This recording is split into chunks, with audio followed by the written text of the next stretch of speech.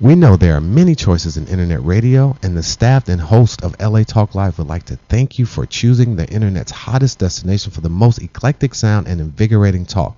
This is LA Talk Live. We are more than just talk.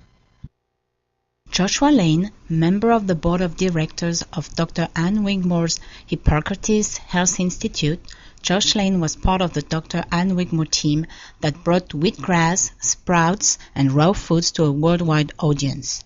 And now the host of Here's to Your Health on LA Talk Live, Joshua Lane.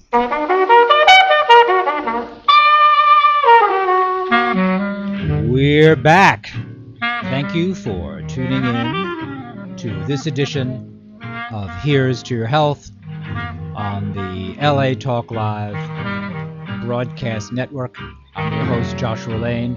My guest is almost a series regular, the fourth round draft choice for the Green Bay Packers, Brady Poppinga, number 51, who is now a sportscaster for ESPN because he's not just big and strong, he can speak Spanish too. Brady Poppinga, welcome back to Here's to Your Health. Thank you. I was a sportscaster for Fox this last year. I know that. Yeah, you said ESPN.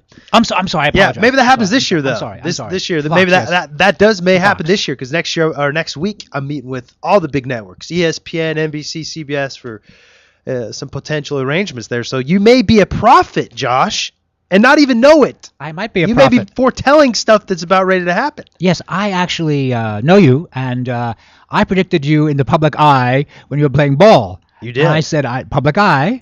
I maybe saw you in Congress, actually, but, being in a sportscaster. Where did you see the potential Congress political future for me? I'm just curious. What did you see out of me that made you think that? I just think you have a nice, pleasing personality, which is not a thing that everyone has, and you can get consensus. So see, I'm kind of semi-psychic here. I thought in front of the public eye, a couple of years before it happened, there you are. But I'm not going to Congress, just to let you know. No but problem. hey, but if you did, I would vote for you, Brady. Oh, I know you would. You'd be one of my biggest supporters. I can tell you that right now because you've already predicted that potentially I'd be a congressman. That's right. So you did the Super Bowl in Spanish. I sure did. Which is actually historic. A coup. It is a coup, isn't it? What's a coup mean? A coup meaning it was a big deal. Oh, man. Oh, yeah, it was huge because it was historic in the United States in the sense that it never had been done before as a full-blown, dedicated Spanish production. Because there's the SAP button. I think most people you may see it or just maybe slips your mind as it's flashing on the bottom of your screen, but the SAP button's always been in play, but the SAP isn't a production. You don't have Spanish graphics. You don't have a Spanish highlights. You don't have Spanish halftime, and post-game shows. And so that's what we were able to do with Fox Deportes was bring to the Spanish audience a pregame show, halftime show. Obviously, we called the game in between, and then a post-game show, and then we had all Spanish graphics. We had Spanish sideline reporters. It was, as you would say, Josh, a coup in that sense. How many people do they think they were able to reach? We know what's interesting is they had a certain, and I don't know the numbers, but I do know this. They had a certain number that they felt was acceptable in terms of what they felt their audience would be based off of fillers and such, and they beat that number, whatever it was, times 5. Wow. So we had an unbelievable response, but then you have to also factor in that not all TV you'd say providers had Fox Deportes in high definition. And so a lot of people just went with the English version because they'd rather obviously watch a high definition football game than one of standard definition because it's a lot more entertaining. Okay. And then also there used to be a special package you had to buy in order to gain access to Fox Deportes.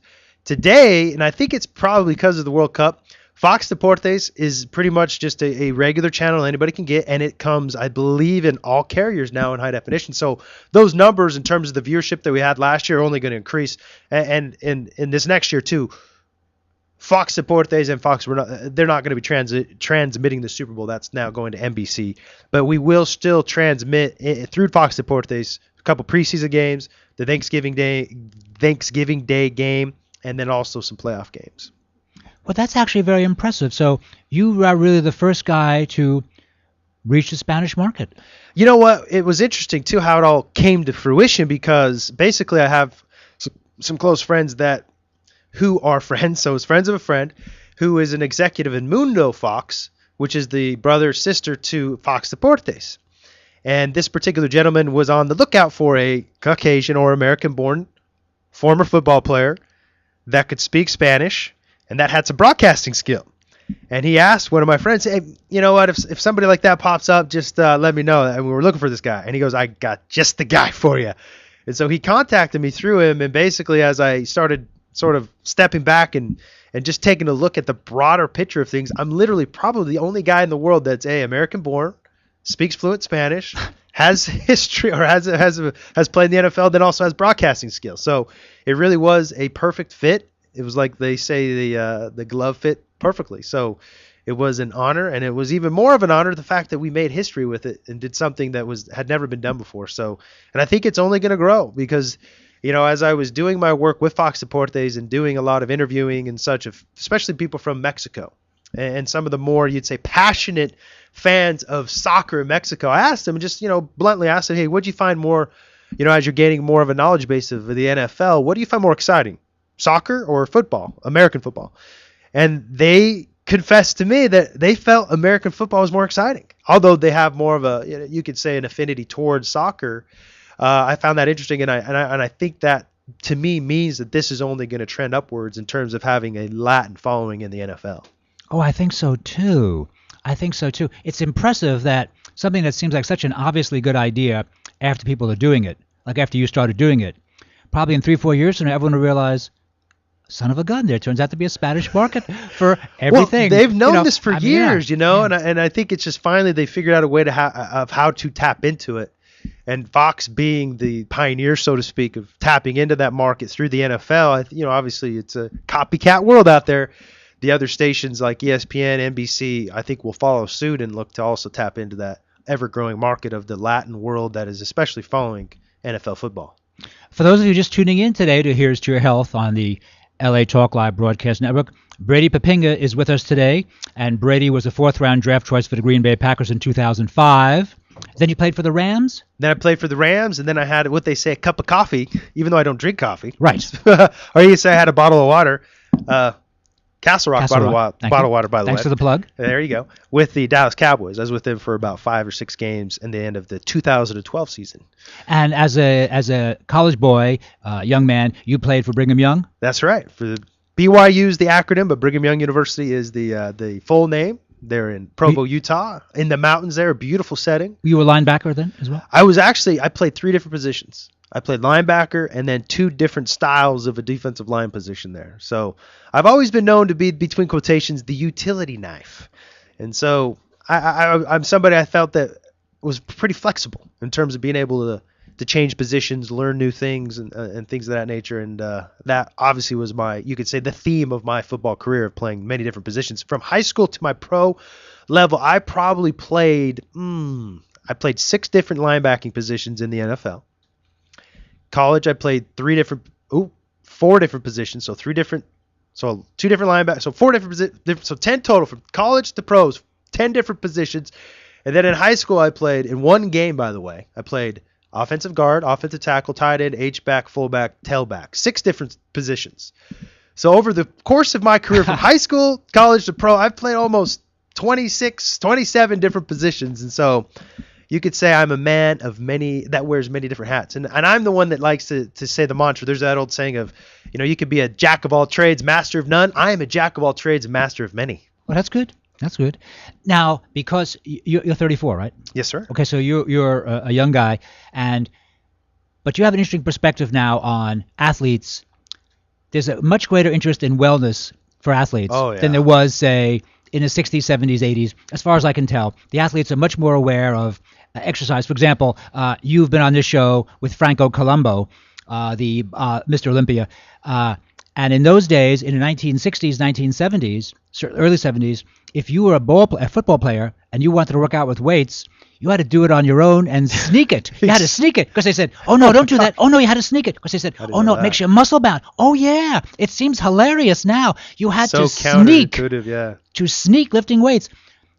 Do you think now that many of the men you've worked with over the past, say, 10 or so years, and the young men now who are playing ball, young men in early 20s, are they much more alert to wellness than even when you were a high school football player? Oh yeah, I think it's even heightened over the last 5 years, and now especially with a lot of the dialogue coming out of the NFL of concussions and things of that nature. They're realizing that the way that you treat your body and the way that you train your body and what you put into your body not only has an effect on your muscles and your performance, but it also has an effect on what happens after you play and when you hang it up. And especially when you talk about maybe one of the most important organs within your whole body, which is your brain, that your brain has that ability to regenerate just as your muscles do. But it also requires a certain kind of protocol, a certain kind of plan in order to allow the brain A to recover, and B, you got to put the right kind of nutrients into the body in order to give it the right kind of building blocks to recover and regenerate from such a traumatic experience as is going and banging your head against somebody who's your for size, about 3 hours or bigger. Right, I faced a lot of 300-pound guys. I'm about right now. I'm about 240. I was about 250. So guys that on average weighed about 50 pounds more than me, and they compare it to going through numerous car accidents playing in one NFL game.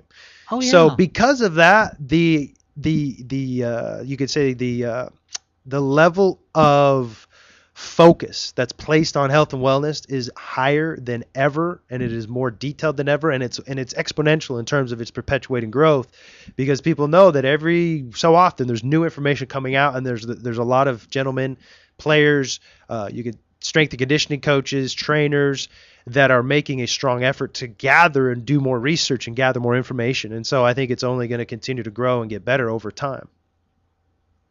And is management also, for example, when before a game, do they feed everybody? Of course, you have an unbelievable array of food in terms of very healthy, nutritious food that they'll feed you before a game.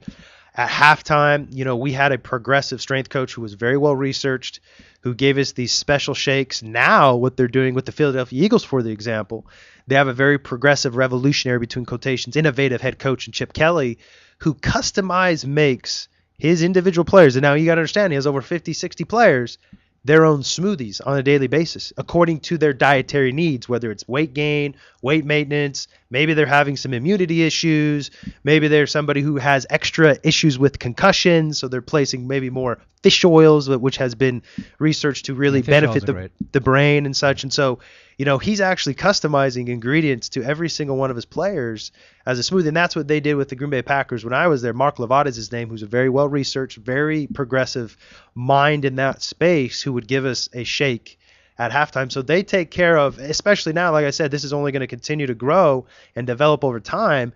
They are very aware of the nutritious needs of a player, and they are doing everything in their grasp, investing a lot of resources, a lot of money in fulfilling those needs and making sure these players are as healthy as possible. Why they play? Because they understand that only helps their performance on the field, so the product on the field increases. And then also after they play, because it only helps the game in terms of what the public perception of the game is.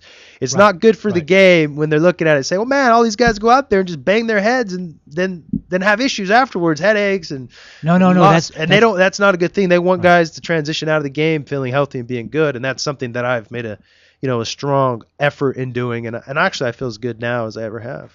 Yeah, because if moms and dads decide that they don't want their sons playing football when 14, 15, 16, if they say, listen, we don't want you, we play baseball, please, but no football. No, really. And if a percentage of moms and dads in the countryside, just too much injury, son, honey, we can't let you do that, man, it could be bad for the game. So I think it's smart that the NFL decides, no, we have to maybe kind of change course a little bit, or learn more information, or accept more information, or whatever the exact term is. I don't really know, but hopefully they'll do that, because it's a great game. But you don't want the men injured.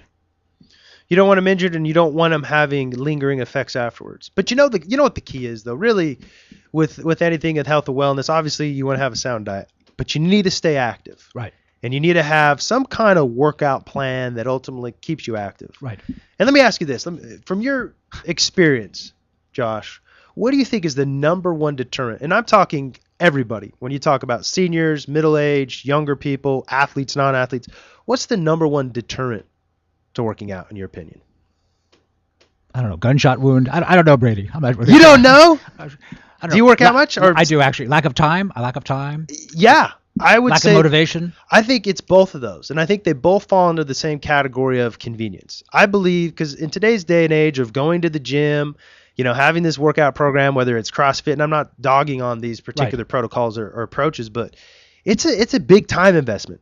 I mean, imagine having to put your clothes on, make the trip to the gym, then you're actually at the gym. You have to wait for somebody to have a, if you're on elliptical and they're all taken, okay, now you got to wait for those that are using it to finish out their workout. And so you're taking a lot of time at the gym to do your workout or waiting to get in position to do your workout. Then you're showering, putting your clothes on, you drive home, boom, you've wasted, or not wasted, but you've invested 3 hours, let's say on average. I would say it's at least 2 to 3 hours a day in working out. And that's what ultimately led me to what I call the Ultraflex. Ultraflex, Because, and what the Ultraflex is, guys, it's essentially a gym at a back. And I don't know if we can see it here, but you can see right here. Here's a backpack. Looks like a bag. And lo and behold, what pops out of this backpack? Is it a rabbit? Is it a hat?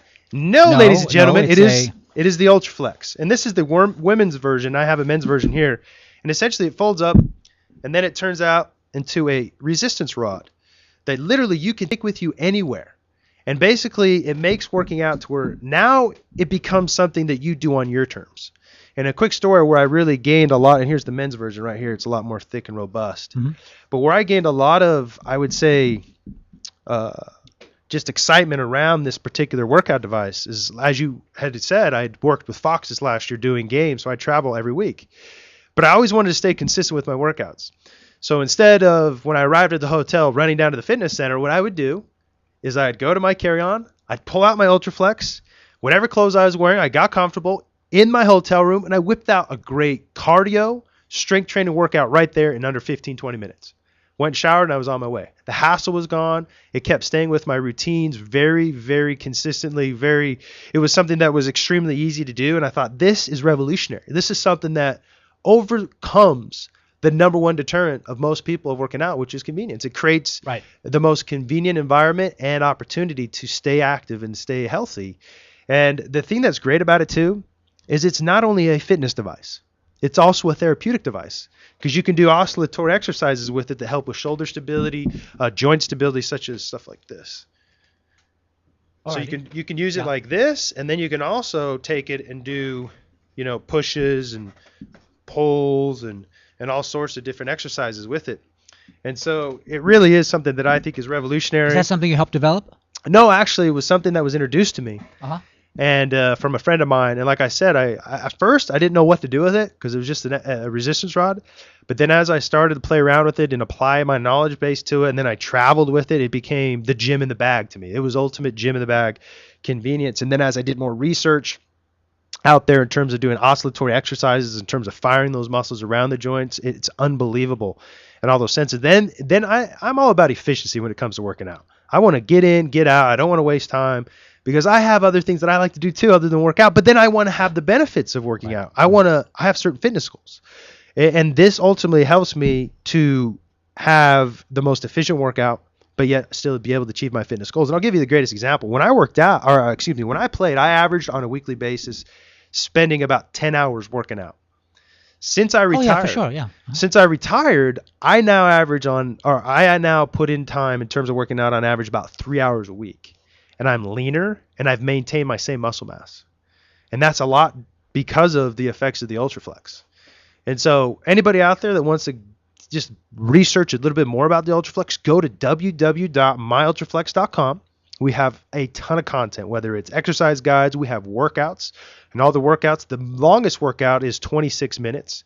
It's 26, 20 minutes, and then 15-minute workouts. So they're 26 minutes or less. They're great cardio, strength training workouts, regenerative movements, functional movements in these workouts. So it's going to help you feel better. That's the ultimate point, and that's my saying. Because let me ask you this. I got a little quiz for you there, Josh. Okay.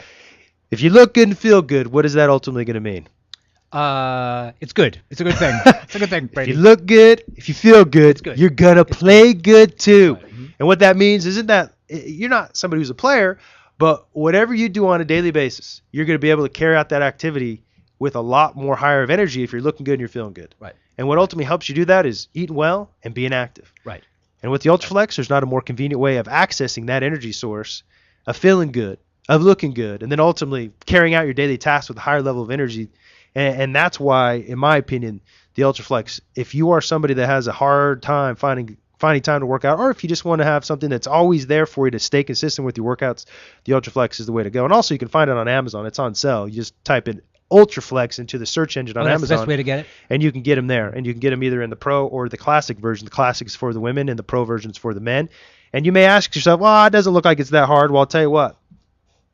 The Pro version ranges in terms of resistance from 10 to 75 pounds. Here, bend this in half. There, my friend. It has a nice look. Yeah, it's very sleek, very well built. It's Don't interesting. let go. No, I Don't let won't. go. It'll smack me right in the face. Give you a headache. Yeah, and Well, it's and nice looking. And it legitimately, it will give It's like you a sword. Yeah, it'll legitimately give you a killer burn workout, and it will build muscles. And I mean, it's like I said, I can bench over 350 pounds, and this brings me to failure on a daily basis, which is great. And so it's a gym. By the way, do you want that? So I've heard some bodybuilders tell me, I'm not a bodybuilder. They say sometimes it's very good to train to failure. And I thought, oh, is that good? I don't know. Is that your opinion? I think so. I think it's good to train to a point to where you're getting your heart rate to a certain level to where you're burning a certain type of, I believe it's glucose within the blood, because we eat so much carbohydrates within our society. It's a good idea to get your metabolic state. Do you call it? Is the official word? I think so. Let's call it the metabolic state Sounds based good to off me. of your heart rate to that point to where now you're starting to hit the glucose, which comes from the carbohydrate in the blood system. Because you know what? That's a fallacy that a lot of people just can't figure out. I was talking to this lady. She's like, man, I go and I get on the elliptical for an hour, but I just can't seem to lose any fat. And I'm going, well, what's your diet? She's like, well, I eat a stack of pancakes because I need those carbohydrates. Right. And I have my eggs and this, that, and the other. And I go, well, what does your heart rate ever get up to while you're on that elliptical for an hour? Oh, about 120 is what I average. I go, guess what? I'm sorry to tell this to you, but you're doing a great job of burning fat because you're right in that fat burning zone. But dang it, all those carbohydrates you're burning, they're actually replacing the fat that you're burning because you're not getting your heart rate up to the high enough level to grab onto that glucose and burn it up. Right. And so going to failure, and it's not something you want to do all the time, but for me, it's something that I like to do because it gets my heart rate up, gets that glucose, and then ultimately it's a great way to end a workout. It feels good, and that's what I do every time. I'll do a weight workout. If I'm in my weight working, because I tend to phase in and out of working with weights and then not with weights, because I think weights over time can wear on you a little bit. So it's good to take a break from weights and just use stuff like the Ultraflex exclusively. But when I do use weights, using the Ultraflex afterwards to get that burn, to go to the failure is excellent. Because like I said, it's very convenient to do, and you can do a lot of different exercises with it that you otherwise wouldn't be able to do with any other workout device.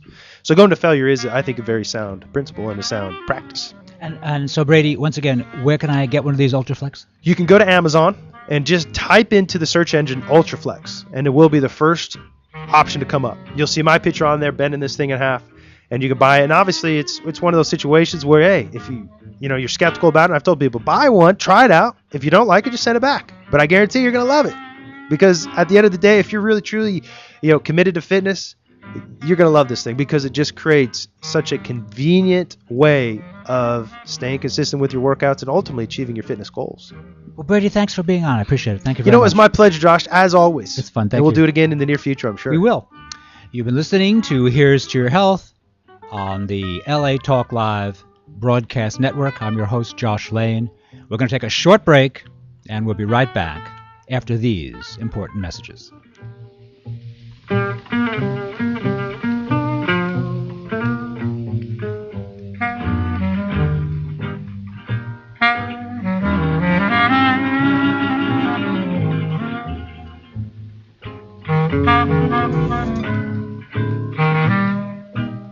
We know there are many choices in internet radio, and the staff and host of LA Talk Live would like to thank you for choosing the internet's hottest destination for the most eclectic sound and invigorating talk. This is LA Talk Live. We are more than just talk.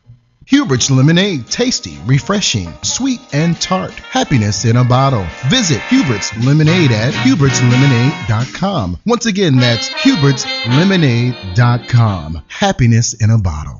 Xavier Tees and Tots, groundbreaking fashion, forward street smart designs. Tees and Tots for men, women, and boys. Visit XavierUSA.com. Once again, that's XavierUSA.com.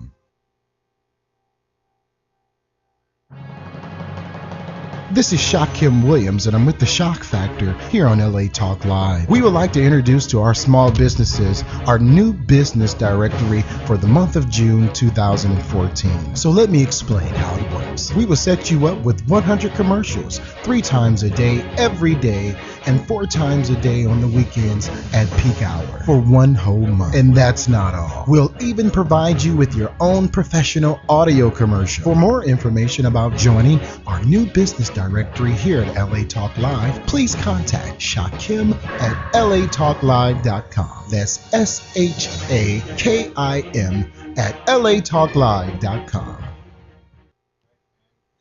Hi, this is Dr. Levi, your fitness doctor, making a personal house call, inviting you to join me Wednesday at 10 a.m. Pacific for my all-new show, The Dr. Levi Show. Join us as we discuss fitness, health, and well-being, including emotional and spiritual health. So don't forget to tune in to The Dr. Levi Show every Wednesday at 10 a.m. Pacific, exclusively on latalklive.com and the Talk Live Broadcast Network. You can also catch us on iTunes, Radio R&B, or watch us on Ustream.tv, or catch us on the Live 365 network, and now on Radio Flag and Stitcher Radio. Reality radio handcrafted for your listening pleasure. This is LA Talk Live, and we are more than just talk. Hi, this is Elena, inviting you to join me every Wednesday at noon for Elena's Beauty Talk and more, exclusively on LA Talk Live. You can also catch us on iTunes, Radio, R&B, or watch us on Ustream.tv. Reality radio, handcrafted for your listening pleasure. This is LA Talk Live, and we are more than just talk.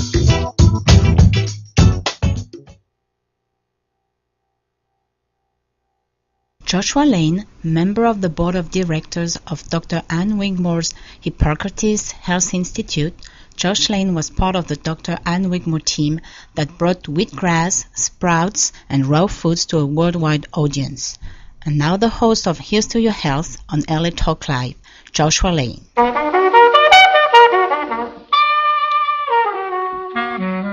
We're back. Thank you for tuning in to this edition of Here's to Your Health on the LA Talk Live Broadcast Network. I'm your host, Joshua Lane. My guest is the Ph.D., Dr. Chris Hardy, who has a new book that is being well received called DNA of the Gods, about, since it's not my area of expertise, early creation myths. Chris, welcome to Here's to Your Health. Welcome, sir. Did I... Please get close to the microphone. This is not a mime show. Did I characterize this correctly? Your new book, DNA of the Gods. What is the premise? The premise is the discovery with the Sumerian tablets. Sumerian tablets. Yes, it's the most ancient civilization that we have discovered in terms of books, and they were on clay tablets. And we discovered those clay tablets under the ruins of ancient city in Mesopotamia. And we discovered a lore of incredible whole civilization that was highly developed. And of course had a lot of cities, city-states, and with kings and queens, and we had the history of all those lines of kings and queens in different cities. So that was basically showing us the whole civilization, again, with all its status, going back all the way, whatever we have found until now, going back to 3,500 BCE. So it's absolutely incredible. But the most incredible discovery we made was that in those tablets were written the same stories. You call them myths, but we can discuss about that. But because they were inside historical data, with the kings and queens and their wars and the... in other words, we could place the time because we knew the historical references. Yes, we could exactly know in which town, which language, because we have like 6-7 different languages, and we had an international language that was used in between Egypt and Palestine, Jerusalem at the time, and the whole of Mesopotamia. You had a gigantic international diplomacy, and it was an incredibly evolved civilization with a rule of law and everything, the constitution. But the king and queen were of the city were, of course, the one to drive the whole civilization. But they were, at one point, they were giving this kingship to Earthling. So what we discover in those tablets is this interesting story about the creation of humanity in Mesopotamia, which is called in the tablet Edin and not Eden. What's it called? Edin, instead of Eden. So we find exactly the same stories of the creation than in the book of Genesis. However, we discover also the difference because the same events are there. We are in a garden. We have the first created beings, Adamu and Tiamat, with slightly different names, which are brought to Mesopotamia, to the property of the commander of Earth, because he wants to see the new creation, the new created beings. But we discover also that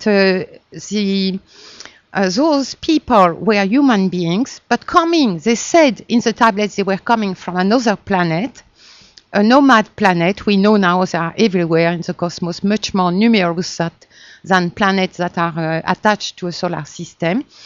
And so they came to Earth, and they wanted gold, and they start mining gold. And they came each time that their planet who became attracted by our solar system, start turning around our sun with a very elongated ellipse. So each time their planet was very near our Earth, then they came by team. And then what they say in the tablets is that they wanted at one point a worker race, to create a worker race, to be able to work in the mine and to serve them. And at that point, they took a decision in the assembly of the gods, because we have there a family of gods. And this is one of the main differences with the book of Genesis, is that we see the roots that are in a family of royals that are going to start being called themselves gods when the earthlings are going to proliferate. But they say, for example, we are going to mix our own essence of life, meaning our DNA, with the essence of life of hominid, which basically was Homo erectus at the time. And it so happens that the datation they give in the tablets falls exactly in the middle of 200,000 years of mutation from this Homo erectus, who was a bipedal being, towards the Homo sapiens. And it falls right perfectly with datation, Sumerian datation. And this Homo erectus had not mutated, was there existing since something like 1.5 million years without any mutation. And suddenly you have this Homo erectus starting to mutate, and 200,000 years later, we have the Homo sapiens, our own modern man, so to speak. Now, you are a PhD in what subject? I'm a PhD in what you call psychological anthropology, or another way to put it is ethnoanthropology. ethnology, ethnopsychology. So you have an undergraduate degree, what, anthropology? Yes, anthropology and sociology. Sociology, Yes. and then you Yes. so then you got a PhD in this new specialty that are you one of the pioneers in that specialty? No, I mean they were, but I was just arriving at the time of the pioneers. Yes. And do you speak Latin or Greek or any ancient languages? Could you translate these? A little Latin, but it's a common practice in France. But then, after my PhD, I went into doing some research in other fields. And basically, I was into Jungian psychology, transpersonal psychology. Then I went into chaos theory, system theory. And what I was trying to do was to elaborate a theory of non-local consciousness. That's what we call the fact that in the ancient classical theories, consciousness was blocked and limited by the brain on the 2D, 3D space, But in fact, we know now that we have the possibilities of communication at a distance, psi phenomena, the capacity of mind and consciousness to interact with matter and to modify the organization of matter, like what you do in healing. And so my work at the laboratories in Princeton, where my work was into these potential, psi potentials, and it was experimental research. And that's where I prepare my doctoral thesis. So it was in ethnology, psychological ethnology, but based also on the experimental research on parapsychology. And when did you become interested in, I'll use the word, the creation myth? That's not so long ago. It's because I did 2 decades of research on this non-local consciousness theory that I elaborated, semantic field theory. And then suddenly I discovered the work of Zecharia Sitchin. Excuse me, so Mr. Sitchin's work, yes. His work is in one of the German museums, and it was because of the translations they were able to make that it really kind of added to what we know about the period. Is that it? It was a kind of a real important breakthrough? It was an enormous breakthrough. Basically, it's day and night, It's like he was the first one to understand that there had been a highly evolved civilization in our very ancient past. And the Sumerian tablets dated to their arrival on Earth around 450,000 years ago. I'm sorry. I thought it was only 3,000 or 4,000 years ago. No. That's a classical view of anthropologists on Sumerian civilization.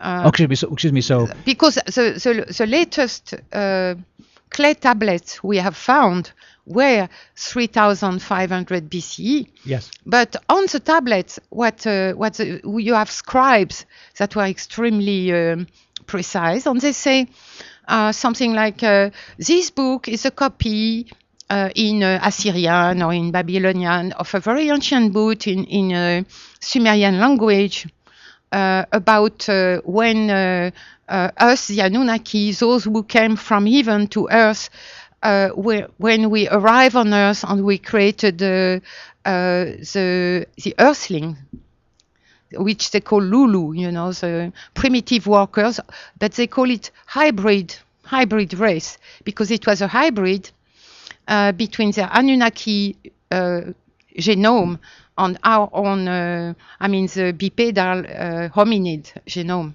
Now, because I am not an anthropologist, have you been well received with your book? It seems like people are fascinated by this book. Because Sitchin did an enormous work, as I said, because he was the first one to translate correctly some terms that before, the sentences had absolutely no meaning, she flew like a bird. No, they had planes on their roof, on their temples. They had planes each while. So basically, she took her bird, they call them bird, to fly to wherever, you know. So this is a kind of change in translation. So basically you have something you don't understand and you imagine it's myth. Why? Because you don't understand what's happening. It's like only religious. And then when you translate the terms correctly, then you realize everything is so perfectly clear. You know, how did you want it, for example, translator that happened to live like 50 years ago before we were able to clone Dolly the sheep. How do you want them to be able to understand the process of cloning? That's a very fair question. Very good. Okay, it's yes. very fair. So that's it. May I ask now, has there been some acceptance of these ideas? Has there been terrible pushback? What is happening in the academic world now? Well, the academic world is a little remains classical, you know. It's only changing right now because the accumulation of data around all these ancient temples and the research on ancient aliens.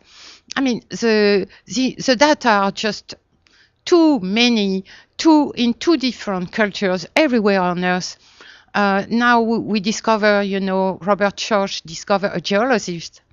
Excuse me, who was the name of this fellow? Robert Schoch. Okay. Mm-hmm. A geologist.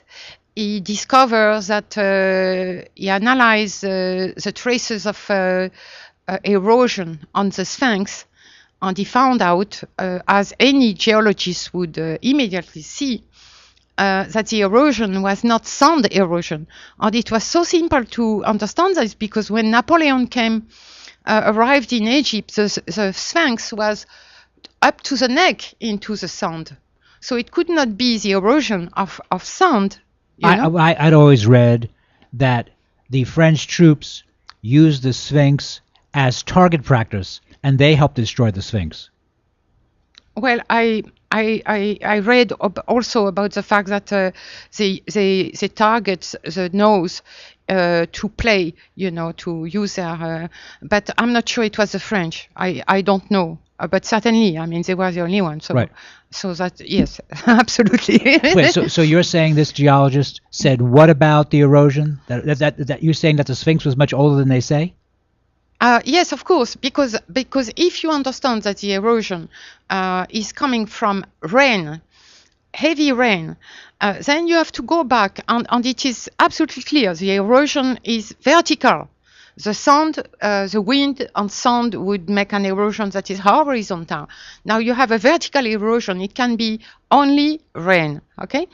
And in order for rain to be there, in such an amount for such a length of time that you had this erosion forming, then you have to go back to, I think Schoch say 9,000 to between 9,000 BCE to something like 12,000 BCE at the minimum. This is the minimal age of the Sphinx. Oh, I see. Oh, my goodness. So what's happening, you know, is that you had a field like anthropology and archaeology, where you had theories, you know, a paradigm, where you thought that civilization and writing had started in Sumer, in Mesopotamia, and those people, they did not wanted any of their theories to be just a challenge. Right. Voila, that's it. They had this, and then they interpret whatever they read to fit their own preconceived ideas. This is exactly my theory of semantic field. I'm working on this, on the fact that we have a whole world vision, which is partly from the culture, partly from our own experiences. And when we perceive things, we don't perceive them. It's not a reality out there that we perceive. It's just a kind of interaction between what we feel and believe on what is there, you know. It's an interpretation. That's a lovely, important statement. Thank you, Chris. That was a great statement. Yes, and so excuse me, Chris. now, That statement you just made about our perception of reality. Is that the accepted understanding of reality today? Is there anyone who would challenge you on that? No. No. Okay. Right. No. Okay. I mean, we have been we are becoming too sophisticated, whether in philosophy.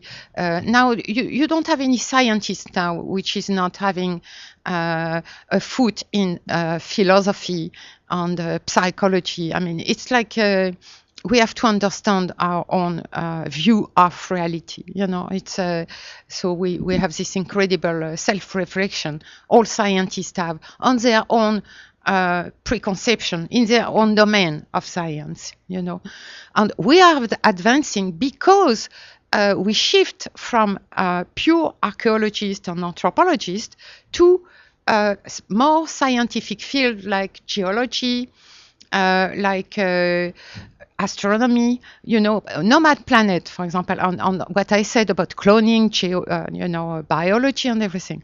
So when we have those different experts starting to look at some text, they understand, you know, mixing the essence of life of a race with hominid to create a new race. They understand what it means. It does seem somewhat radical, does it not? No, it's not. It's so clear in the tablet. This is what is interesting, is that when you read some part of the book of Genesis, it does not make any sense in terms of science. Taking something from the rib of Adam and creating Eve doesn't make any sense. But if you look at the tablets, on the word that has been translated as clay, means in fact the egg of the woman, you know, which is going to be fecundated, you know, and engineer to create another species. And then you understand very well. You take the essence of life is the DNA. So you take a part of the genome of a species, part of the genome of another species, and you mix them. But the interesting thing about the Sumerian tablets is that in this text talking about the creation of Adam and Eve, they say that they were making different attempts without being successful. And let me precise that it is a woman among, I mean, the three children of the king, 2 men and 1 woman, were the main people driving and commanding Earth. One was the commander of Earth by birthright, and the other one was, and the woman, they were 2 scientists. One was Enki, he was a scientist in all material science, astronomy, etc., engineering. And Ninma was the scientist in all life science. She was the one to bring seeds from their planet and to start also farming and planting trees and everything. And the genetic engineering of us, of Earthling race. So she was the one to do that. And so they said they had many unsuccessful trials. And finally, at one point, was the birth of Adamu. And they understood that they could not have the hominid woman, female, bear the child, you know, and give birth to the child and educate the child, because this child would never get to be civilized, would never learn language and etc. And so basically they understood that it had to be one of the Anunnaki women, and they were Enki's wife and Ninma. They were the one to carry the first 2 eggs, I mean the fetus of Adamu first, and then later the creation of Tiamat Eve. And then they keep evolving the genome, and then we arrive at the dramatic event of the Garden of Eden. Eden meaning that all this genetic engineering happened in the middle of Africa, southeastern Africa, and the gold mines were in the tip of South Africa. And when Ninma and Enki were working together with one son of Enki that we call Hermes, the great Hermes, the giver of knowledge. You know, it's absolutely true to the tradition. And at one point, when Enlil, the commander of Earth, who was residing in Sumer, in Nippur, he heard that there was this perfect success who was Adamu. He wanted to see the marvel, you know, so he made them one after the other one. First Adamu, and then Eve, when she was created. He made them come to Sumer, and he created a garden, and he was himself upgraded as a Lord of Earth, you know, because he had created a new species. He took that on himself, of course, like a king would say, we have created, and then I have created, you know, the human beings, but we were not created by the deity of the Garden of Eden. We were created by three creator gods, one of which was Ninma, the genetic engineering scientist. And so we arrive, Adam and Eve, the first couple, in Mesopotamia, in Eden, in a garden that Enlil has created for us. And what happens then is that Enlil is behaving like a tyrant, a domestic tyrant. He's asking the first couple to tend the garden. I mean, everything is quote, you know. In the scripture, you have a sentence saying, in the book of Enoch, before Adam, before God, the deity created, God created the human beings, man, there was no Adam to till the earth. So it was already serving. And the Sumerian name for worshipping, which is exactly the same translation in Hebrew, means to serve and to work. So basically, at the beginning, we were serving the gods. And then this word for serving became worshipping. When themselves they were kings and they wanted to be called gods. Well, Chris Hardy, this is it's very interesting. Your new book, DNA of the Gods. Where can I get a copy of this? Where? Where? Everywhere. Amazon, all the big libraries in the States. Everywhere, everywhere on the internet. You do Chris H. Hardy, DNA of the Gods, and you will find. Chris, are you on tour now? Because I appreciate you being in studio today in Los Angeles. Are you on tour in California next couple of weeks? A small tour, okay. We'd say. Yes. Okay, well, listen, it's been very interesting. It's not my subject, but you seem very credible, and I appreciate you being on Here's to Your Health. Yeah, thank you, Josh. It was was Chris. Very nice for me. You've been listening to Here's to Your Health on the LA Talk Live broadcast network. I'm your host, Josh Lane, and we're going to take a short break, and we'll be right back after these important messages.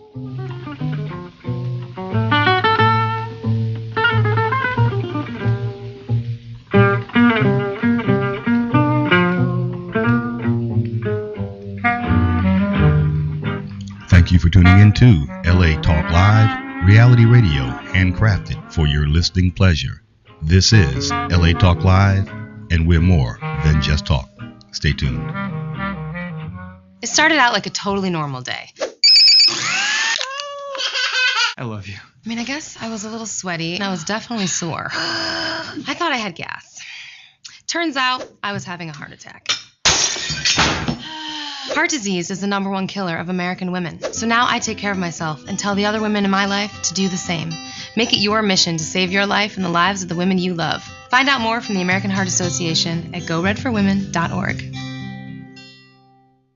How's it going? I'm having a stroke. Are you going to shake my hand? I'm having a stroke. Wow, you're not even moving your arm. I'm having a stroke. When someone is having a stroke, they may not be able to say it with words, but their body language will tell you loud and clear. Look for FAST. F, face drooping. A, arm weakness. S, speech difficulty. T, time to call 911 immediately. Know the sudden signs. Spot a stroke fast. Visit strokeassociation.org. Brought to you by the American Stroke Association and the Ad Council.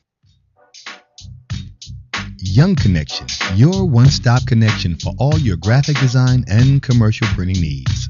Young Connection is a full-service printing and media design company dedicated to providing the highest level of customer service and satisfaction. Young Connection provides swift response and rapid turnaround services for banners, brochures, business cards, letterheads, church bulletins, funeral programs, flyers, logo design, posters, and much, much more, all at an affordable price. Young Connection, the official printing company of LA Talk Live. Give them a call at 310-491-3336. That's 310-491-3336, or visit their website at www.youngconnection.com. That's www.youngconnection.com. Young Connection Printing and Media Services, proud sponsors of LA Talk Live, where it's more than just talk.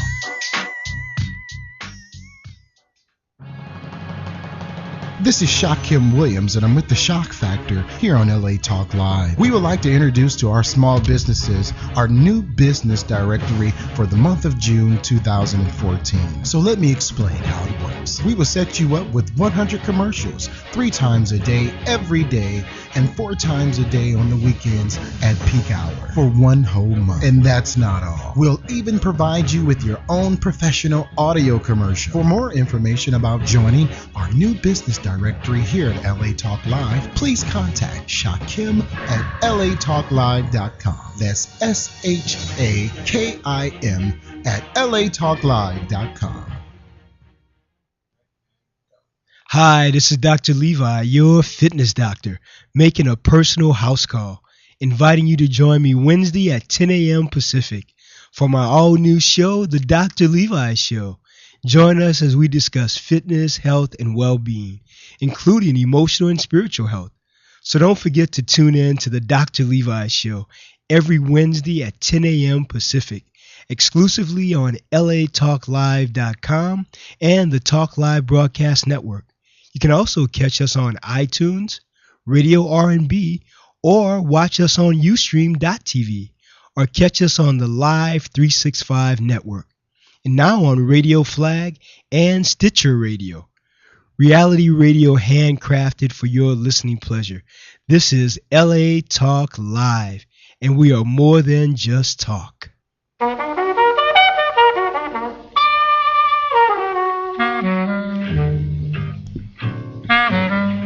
We're back. Thank you for tuning in to this edition of Here's to Your Health on the LA Talk Live Broadcast Network. I'm your host, Joshua Lane. My next guest is very popular in Europe, where she started the boot camp, La Boot Camp. I speak French, La Boot Camp. Valerie Orsini is a fitness spokesperson. If you're in Europe, you might have seen her on the Nestle's boxes of healthy breakfast cereal. Her book has been serialized by Reader's Digest, which is really quite a coup. And she has students all over in much of the globe. Valerie, welcome to Here's to Your Health. Thank you for having me. No, it's a pleasure to have you here. Here's your new book, The Personal Coach. Now, you are very well known in Europe as a fitness coach, and you became a coach only because you had very bad health for a while, and you recovered. Is that correct? Yeah, I completely recovered, because you're seeing me here right today. And I like to say I'm not a fitness coach, I'm a healthy living coach, because I like to cover everything from food, fitness, motivation, sleep, stress management, everything, yes. And actually, I was 75 pounds heavier before. You were much heavier as a much younger woman, yeah. And you just, in retrospect, ate conventionally. Is that it? You and too much. Too much? Conventionally and too much, yes. And then what happened to you, can I ask? Well, I had a brain tumor 14 years ago, and I was told on the 1st of October that I would not make it past Christmas, which I did since I'm talking to you now. But really, it was a wake-up call. I did eat okay by the standards of then, but I was not eating clean, as we would say today. So that was a wake-up call, and I learned how to cook better. I investigated, what really worked, using books and libraries and the internet, which was growing at the time. And that's really how I learned what was good for me and what actually was not good for me. So in retrospect, would you say that you just now brain tumor is obviously serious business, Yeah. and were you a heavy sugar consumer? Were you a cigarette smoker as a young girl? Was there anything that in retrospect you think, well, this may have been one of the factors? I mean, it's hard to know. Mhm. I mean, it's multifactorial, but were there any things that in retrospect you'd like to tell my listening audience? Definitely. And one thing is, doctors told me that today, if I'm still here, it's thanks to my diet and lifestyle. I was born with a poor genes pool, and I defeated it. Now you could be born with amazing genes, and if you smoke, drink, and don't move, you are going to be sick. And I was not a smoker. I never smoked for a French woman. It's strange, I know. I never drank anything. I'm not a drinker. But I was consuming, upon arriving into the United States, a ton of diet sodas. And that was the first question my surgeon said and asked me was, how many diet sodas a day Really? do you consume? And I was consuming 4, which is way too much aspartame in my body. Right. So yes, that's the thing I was doing wrong for sure, which I don't do anymore, which I tell everybody to please stay away from diet sodas. And if you really want to have the complete thing, have the sugary one, know how many sugars you're putting in your body, and go and burn it out. Yeah. And would you say, though, that now that's actually, to recover from brain tumor and cancer is like, it's obviously serious business. Yeah. Do you find that people are listening to you now? Are people listening to your advice now? They don't think, oh, this is just silly. They think, no, this is information. Yes, I agree with you. It's important to have overcome major issues to be credible. I see so many hot-looking girls, telling you what to do in the gym, and I'm like, baby, you were born like this. I was born and I was fat and I was sick, so I know how to tell you why it works, how it's going to work, and how to make it happen. So I really think that having overcome any disease, crazy illness, even life situations, and obviously extra pounds really helps. So you have the boot camp. Yeah. Now, is the boot camp an international organization? Yeah, lebootcamp.com. Note I added le in front of it to make it more French and more chic, less scary.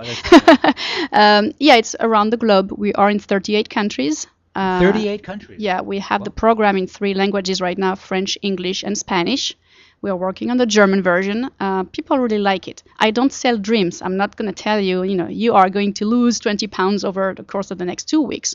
That's why people like it. They have gone through all the crazy diets on the market, and I think some of them are really fed up with it. I did notice that I went to your site and looked at your site, and you said that you had been on 40 diets. 42. 42 diets. And you said that a lot of them did work, and then you gained the weight back. And which I think is actually a good call, because there are a lot of diets around that really do work. So you like to feel that yours is not just exercise and food, those are important. It's also motivation, and is motivation the element that you add for your clients? As well as stress and sleep management. The thing is, we all know why we should eat, what we should eat. How much we should eat of it. We know we should move. We don't do it. And why? Because we don't have the motivation tips, that can help you, the little tricks that can kick you in the butt when you really need to get moving. But then even if you do everything, if you're really stressed out, if you don't sleep enough, it defeats everything else you've done before. Right. So that's why I'm not talking about a diet. It's really more lifestyle. So this show works with healthy lifestyle, and we have different perspective. So let us start out. Let's just do some very basic stuff. What is a good idea for me to eat for breakfast, lunch, and dinner? Let's just start there. It depends if you're a vegan or not or whatever. So yesterday, do you eat meat or fish? Oh, I eat fish, yeah. Okay, fine. I'll eat chicken and turkey or something. I mean, I don't mean me really. I mean, like, you're chatting now with my audience. We have 4 million listeners a month. Okay. So why don't you tell the listening audience, here are some good choices. Good choices would be to stay away from dairy. As as a rule. Of course, it's not going to kill you if you have it a little bit, but breakfast with cornflakes and milk is a big no-no for me. It's too much sugar. So I would go for like, acai berry smoothie with coconut milk and gluten-free granola. Great start. If you are like me and you like your savory choices in the morning, some wild trout fillet with kale salad and some fruits or berries at the end. That would be amazing for breakfast. So do you personally do, say, like a protein like salmon for breakfast and you feel strong and focused? Yes, I need my fish in the morning. Yes.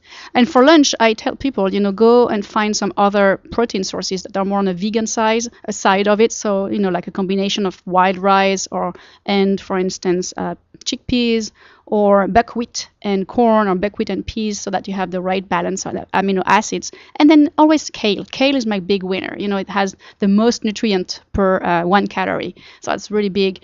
And of course, berries. I love berries. They're good for you, low in sugars, very intense in vitamins. And I love having 4 meals a day because I keep my blood sugar at a very, very, I would say, even level. So like I would eat 8, 12, 4, 8 p.m. So it's really every 4 hours. It's not a snack, as in a snack bar or a cookie or whatever. It's a real meal. So I would go back to my salmon or shrimp and add some hummus to it or baba ganoush, which is eggplant pureed.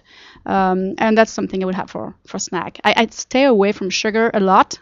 Your listeners must know that, but too much sugar for women mainly will lead to a lot of cellulite. And that's not something we want when bikini is looming on the horizon, right? That's right. And dinner is mainly soups. I love soups, cold, hot. And I love desserts. So that's when I would actually allow myself my little chocolate of the day. And I say little, but I could go wild sometimes. It's okay to be wild once in a while. Sure. Being too good is not always a good thing. And what about, so the things you mentioned seem like just smart, intelligent advice that I think most of my listening audience could think, okay, we like that advice. And what about some exercises that my listeners could maybe focus on? Well, as I'm talking to you right now, I'm contracting my thighs together. The ones who can't see me, well, basically I'm crossing my legs and I'm contracting them and squeezing them together. If you do that 20 minutes a day, which you can when you are commuting or whatever, you are going to get amazing lean legs for the summer. I do exercises all throughout the day. I was waiting for you and I was contracting my glutes on my sofa. Right now, I could actually contract my arms as well. I don't like going to the gym. I like to bring the gym in my life as opposed to go in a box to exercise. So really, I walk on an empty stomach every morning, 30 minutes, which here I went on to Santa Monica on the beach this morning. Lovely. I loved it. Right. And something I forgot to tell you, nutrition-wise, is I drink sobacha. Do you know what's sobacha? I do not. It's steeped roasted buckwheat. It's very healthy, tons of fiber, tons of nutrients, lots of rutin, and rutin is a very potent antioxidant for the cardiovascular system. So it's very healthy. Every morning, that's what we get on Le Boot Camp. I tell people, have your sobacha and then go for your morning walk. So it's roasted buckwheat. Yes, you can either make it yourself, or you can buy it at, regular natural food stores. And that's rich in antioxidants and no caffeine, is that it? No caffeine, fiber. It's actually an appetite curbing drink as well. If when you drink it before lunch, you will eat about 20% less. Which we all love without having, chemicals in our body to prevent us from being hungry. Yeah. Now, motivation is obviously an important component. And now many of us recognize the thinking about motivation, how really it does help us shape our world. Mm-hmm. So what are some motivational tips that you would like to just mention in passing? I'm sure some of them are in the book, La Personal Coach, but what are some you'd like to mention? Well, when I arrived here in the US and when I was fighting against my tumor, I was shocked to see that when people are overweight here, they put pictures of them being overweight everywhere, on the fridge, at home, at work, thinking that by seeing the body they dread is going to help. I think in a reverse fashion. I think that by seeing something you don't want all the time sends a message to your brain that it's normal since I see it all the time, right? So I'm telling people, destroy all the pictures of you very overweight. You don't want this to happen again, right? So take a picture, just cut off your head and glue your head on a healthy looking body. I'm not talking skinny, dead like a model, a very healthy looking body. And then put that collage everywhere in the house, wherever you're going to see it. That's going to send a message to your brain. That's normal, and that's where you're going to. So that's one of my top 5, I would say, motivation tip. Okay. Now, since we're doing motivation right now, let's go back to when you were very sick. Yeah. With a brain tumor. did you read certain authors that helped you realize, oh, the diet sodas are a bad idea, and that not eating sugar was a bad idea? And did you do nutrient therapy? I mean, if I can, this is personal, but if I can ask you, obviously, must have been a low moment in your life. Obviously, when you're sick, it's like it doesn't really get too much worse than that at that very moment. Yeah. So true. who did you speak to? Who did you read? Who helped you? Who said, no, don't do that? What did you do at that point? Well, you're going to laugh, but when I learned about the brain tumor, it was 10 a.m. in the morning. And I thought, God, I still have a job. I did not think about my family. I thought about my job. And it was during the bubble, when the bubble bursted in the Silicon Valley. So 4 hours later, the CEO called in 2000. In 2001, actually. Yeah, 01, yeah. And then 4 hours later, the CEO of the company calls all the VPs, and I was a VP, and says, hey, we're going to have to close down the company. So in the same day, I learned I was dying in 3 months, and I was losing my job. Good thing I still have a family. But the thing is, the first day I was desperate. I went to Carl's Jr. and had a burger. For me, who never liked meat, was like a very low point in my life. I was crying in my car. And then I'm like, no way, I'm going to kick that thing out of my body. And I considered the tumor as a beast, which I wanted to get out of my brain. I did not read books. I actually went to the library a lot and learned things about how the brain functions, how the chemical exchanges function in the brain. And really, I learned a lot about how exercise could help. When you exercise over 45 minutes, the entire levels of dopamine and things like that in your endorphins really change and help your body heal. And that's when I started running. I always hated running, and I found out it was a good medicine as well. So I really learned a lot by myself. I did not want to be too much influenced at the time, because 14 years ago, a lot of doctors still thought only traditional medicine could help me, and I really wanted to go on the side. So I did both. I did the traditional, I would say, therapy, and on the side, I became a very, very, very clean eater and a very avid runner. So what kind of traditional stuff did you do? Did you do chemotherapy, radiation, or no? No. Well, there are things I didn't want to do. Right. No, and listen, yeah. I hope you don't mind. Now, No, this it's is very fine. personal, but obviously, people are worried about cancer. It's an issue. It affects a lot of people. Yeah. So, and you are, internationally prominent. So you just decided you didn't want to do it. You're not telling people not to do it, but you decided you Yeah, didn't I don't want to do people it. to do what I did. The thing is, my brain tumor was not cancerous. Cancer was in another part of my body 3 years later. So I told you I had a very poor gene pool. Gene pool, yeah. But so for the brain, I really learned a lot about staying away from dairy, gluten, yeast, high sugary food, high glycemic load food. That was really the big thing I did. For the other cancer, which was cervical cancer, 3 years later, I became a raw foodist. Raw food was my friend for 6 months. I never tell people do the same, because I don't want people to have amazing hopes, and if it doesn't work for them, I don't want to be responsible for that. But really, if you are sick, keep your doctor, but find a natural doctor, somebody who knows about internal medicine, about progressive medicine. And the new thing now is functional medicine. It's medicine at the cellular level, working on mitochondria and how to keep your mitochondria healthy. Amazing book by Dr. Walls. I don't know if you've talked about it. Dr. Walls wrote the Walls Protocol. She was diagnosed with multiple sclerosis, and she cured herself from that with that very, very strict diet. And really, food can be your worst enemy and your best friend. In my approach, food is your friend. It's not the enemy. I really think it can cure you and help you. Well, that's pretty remarkable. Thanks. And may I ask, so we talked about a little bit about motivation, and now we're going to talk about stress-free environment. So while you were at this low point of having a brain tumor and being unemployed, Yeah. now I'm not making a joke there, because obviously that's No, but it's almost a joke. like a 1-2 punch. I know, yeah. Sometimes when things happen badly to you, you think, well, that just happened. Yeah. Why did anything else just happen? I just had one thing. Isn't that one thing enough? Isn't it enough? Do I have to have something else? What was the response of people around you? Did people help you, or did you kind of, unfortunately, end up doing it on your own? I mean, what was going on around you? I chose to not say it. I thought that receiving get well cards every day and seeing the pity in the eyes of people around me would actually put me in the tomb.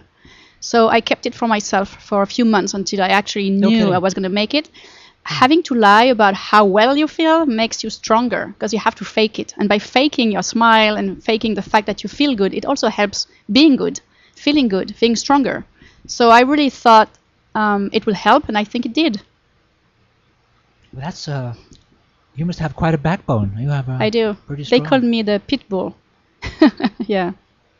So now we're talking about stress in our life, and you just gave my listeners one very, I think, good way to handle stress. What are some other tips that you have for stress? Well, like everybody, my life is full of stress. But humans have been stressed since the dawn of humanity. It was the wild beast trying to kill you, fires, whatever, famine. For me, it's breathing. I practice a lot of Ayurvedic breathing therapies to help me not be so stressed when something happens. And it's really a 2-minute thing. I don't know if you've talked about breathing therapy before on your show, but really using, blocking one nostril, breathing through the other, and then, exhaling from the first one really helps you regulate your diaphragm movements and really helps you feel relaxed and bringing more oxygen in your body. Because when you're stressed, you do what we call a shallow breathing, like this. And at one point at the end of a meeting, you need air, and you see people doing like this, and that's the proof they were not breathing correctly, and that maybe you did not as well. So practice that. You can hide in the restroom, go in the parking lot, in your car, wherever. It's only 2 minutes, and really it will help you. Right. Breathing techniques, yes. Breathing techniques obviously are very important. Is there a particular yoga that you've been inspired by? Does Iyengar? Have you studied Iyengar I do yoga? Kundalini. You enjoy Kundalini very much? I'm a big Kundalini fan. All these flow activities, the flow movements. As a woman, I don't know for men, but as a woman, brings me back to some very feminine, I would say, feminine side of my body. It's respectful. It's not crazy cardio yoga. It's really respectful of you, and it allows you to meditate as well.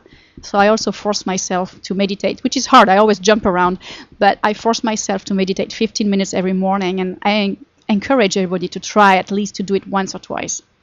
I had the pleasure once of actually meeting Yogi Bhajan in person. Oh my God, how lucky. Yeah, he was very nice, and I tell you the truth, he was a lot of fun, really. I could see why people were drawn to him. He had a very strong presence. He was really a very, very powerful teacher. What other exercises would you like to recommend for my listeners? You do like walking very much. I love, but look at my heels. They cannot sit. It's very high. So when heels are like you're this, suffering for fashion. That's all. Yes. I'm not suffering. I'm French. I was born with heels. Okay, no problem. But don't walk with that. Swimming underwater. So what I like to do is take a 25-yard pool and go from one side to the other without breathing. Being underwater protects you from all the noise around you.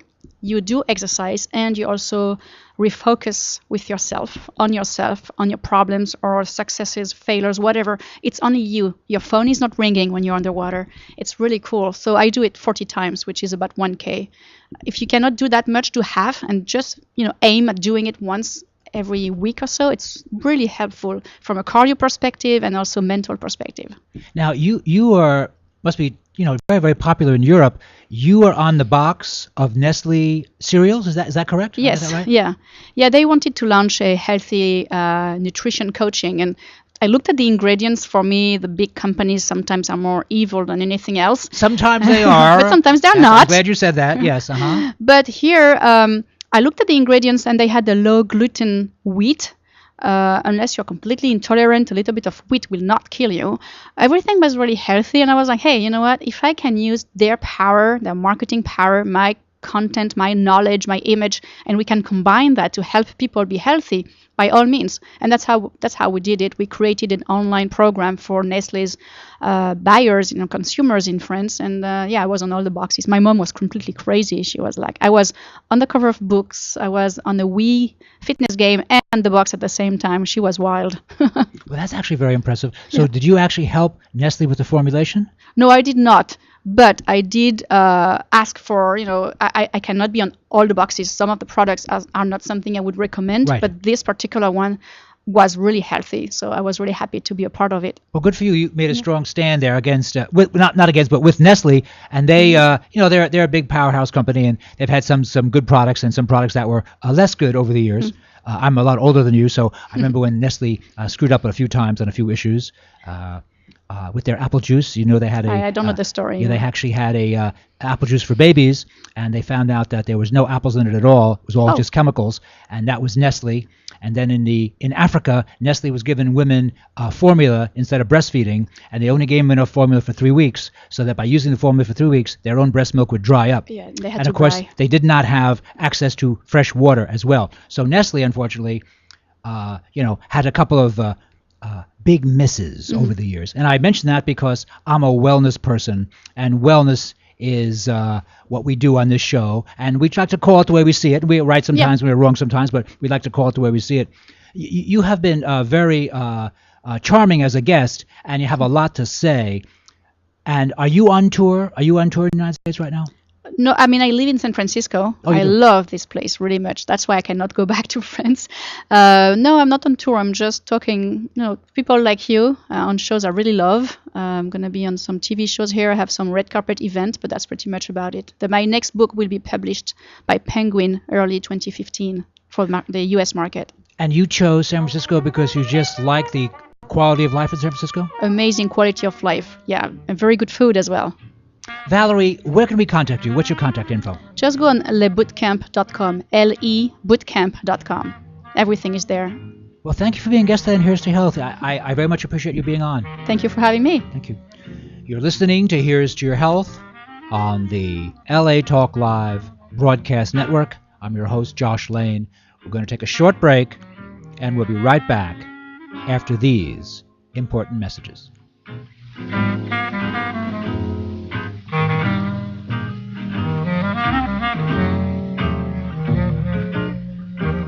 We know there are many choices in internet radio, and the staff and host of LA Talk Live would like to thank you for choosing the internet's hottest destination for the most eclectic sound and invigorating talk.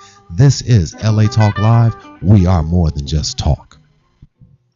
Meet Betsy. She is 29 years old and lives in Los Angeles. Recently, Betsy sent her father an email that brought tears of joy to his eyes. You see, Betsy suffers from autism, and this was the first email she had ever sent to anyone. Betsy is just one of the many students at Empower Tech, a nonprofit organization in Los Angeles that trains persons living with a broad range of physical, cognitive, and developmental disabilities how to use computers to do the things that so many of us take for granted: email, online banking, research, and entertainment. Through modern assistive technology, instructors at Empower Tech help hundreds of people just like Betsy every year. They teach them the basic skills required to function independently in 21st century society. But with new state budget cuts, all of that could change. Empower Tech needs your help if it's going to continue making a difference here in our community. Please visit www.empowertech.org. That's www.empowertech.org to make a secure, tax-deductible contribution, and to learn more about this important community resource, and to see for yourself what some of the amazing students and teachers do on a daily basis. Betsy and the 1.8 million people living with disabilities in Los Angeles County, thank you for caring enough to show your support. How's it going? I'm having a stroke. Are you going to shake my hand? I'm having a stroke. Wow, you're not even moving your arm. I'm having a stroke. When someone is having a stroke, they may not be able to say it with words, but their body language will tell you loud and clear. Look for FAST. F, face drooping. A, arm weakness. S, speech difficulty. T, time to call 911 immediately. Know the sudden signs. Spot a stroke fast. Visit strokeassociation.org. Brought to you by the American Stroke Association and the Ad Council. Young Connection, your one-stop connection for all your graphic design and commercial printing needs. Young Connection is a full-service printing and media design company dedicated to providing the highest level of customer service and satisfaction. Young Connection provides swift response and rapid turnaround services for banners, brochures, business cards, letterheads, church bulletins, funeral programs, flyers, logo design, posters, and much, much more, all at an affordable price. Young Connection, the official printing company of LA Talk Live. Give them a call at 310-491-3336. That's 310-491-3336, or visit their website at www.youngconnection.com. That's www.youngconnection.com. Young Connection Printing and Media Services, proud sponsors of LA Talk Live, where it's more than just talk.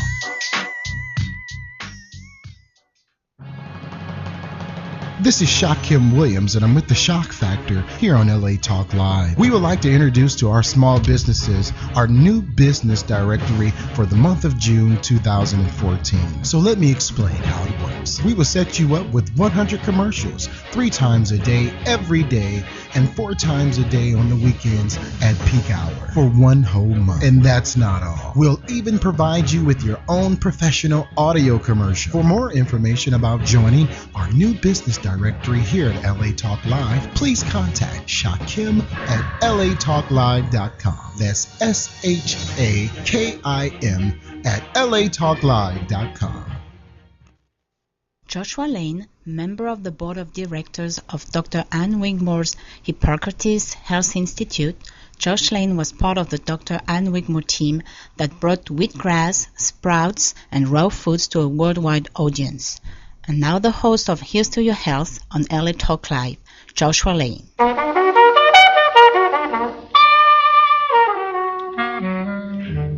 We're back.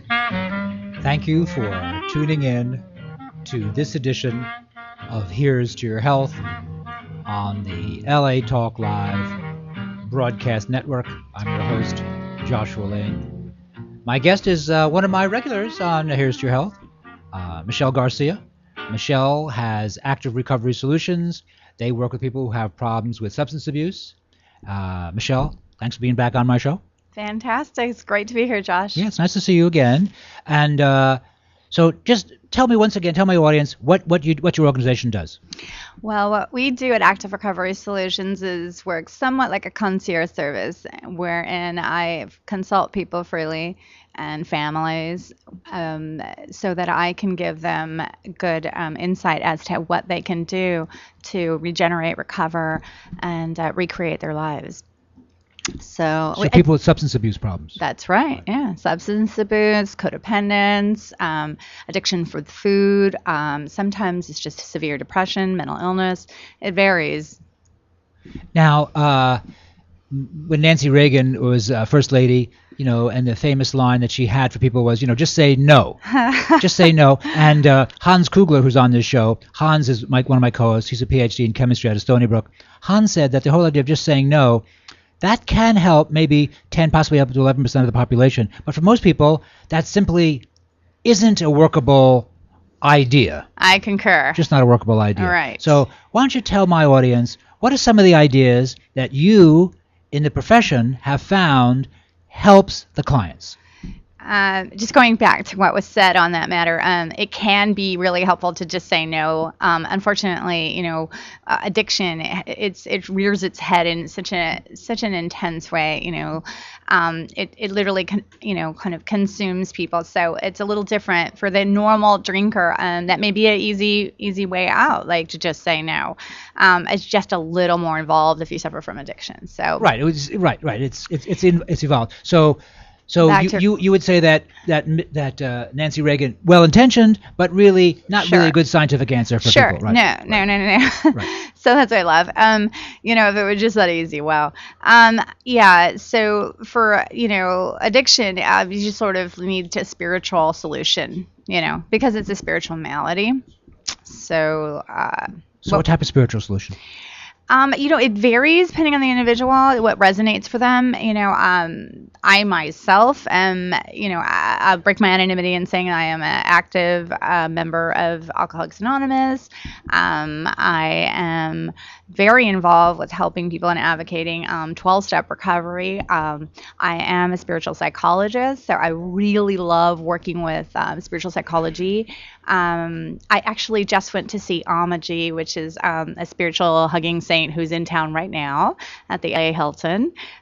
Beautiful experience. You had fun with that, and you felt it was worthwhile for you personally. Absolutely gorgeous, yeah. Did she get a big crowd? It's huge. There's hundreds of people, yeah. It seems it's bigger every year. So, those are beautiful experiences that can incur, psychic change, kind of, spiritual experiences clearings, whatever you want to call it. Everybody experiences it sort of different, more cognitive, some more heartfelt.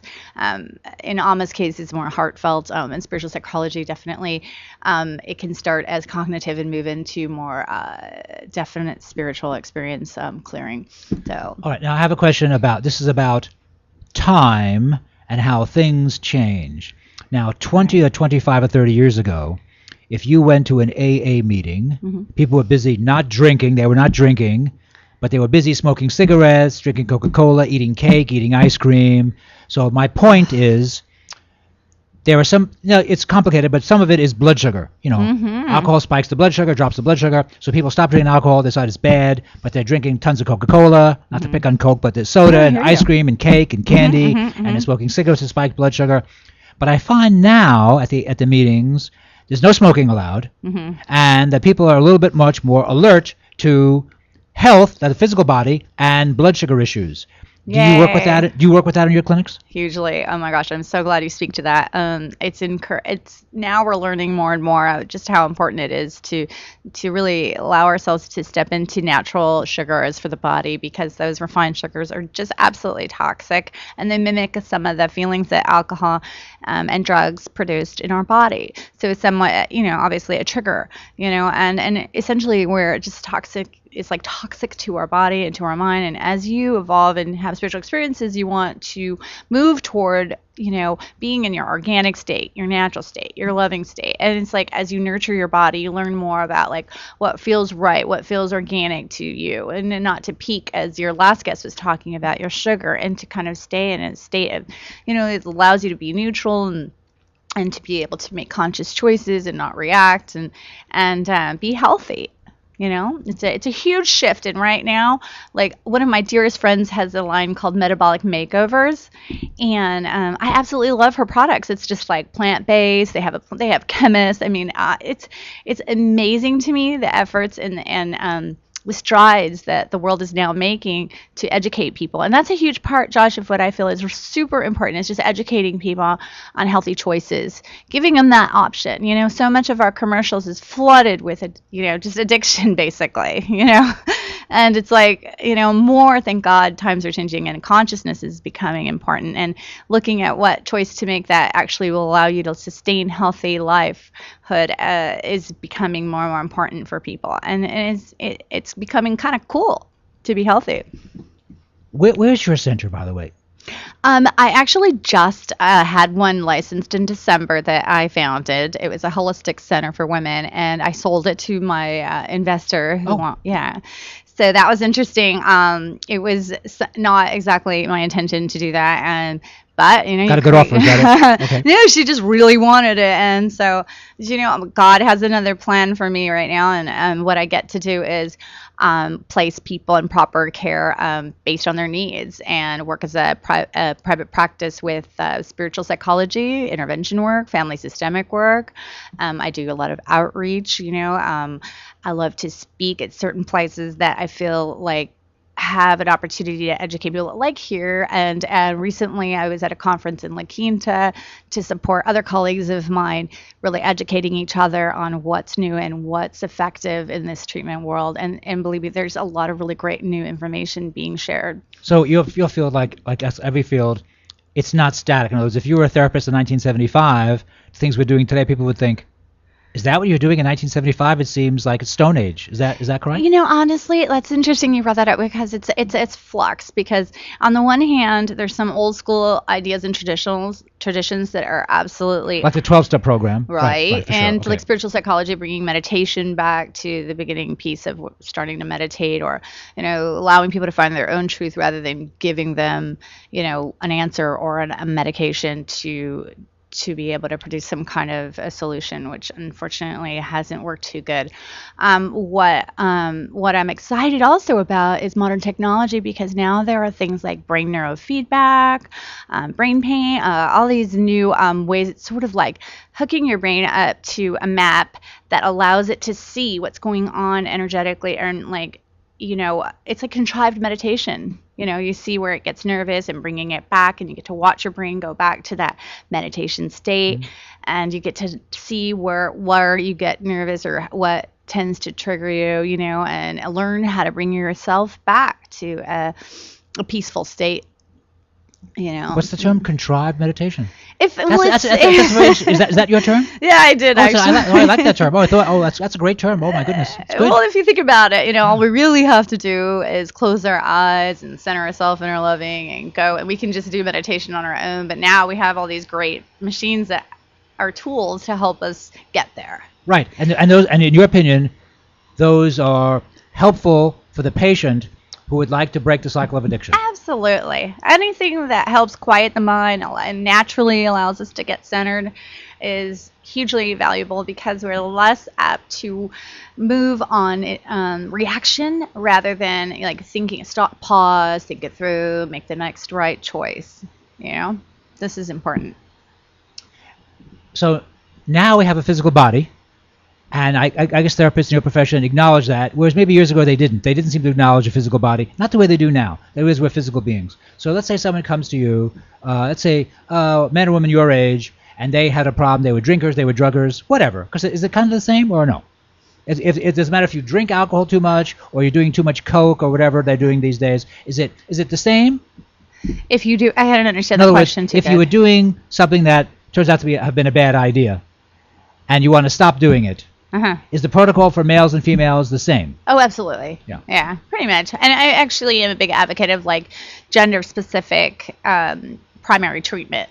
So if someone's in the beginning stages of needing treatment with detox or with their treatment team, I feel like they produce better results if the men are together, because they get a little more honest with themselves, and there's it's healthy to have groups where they share and they can experience the female energy and the perspectives from women.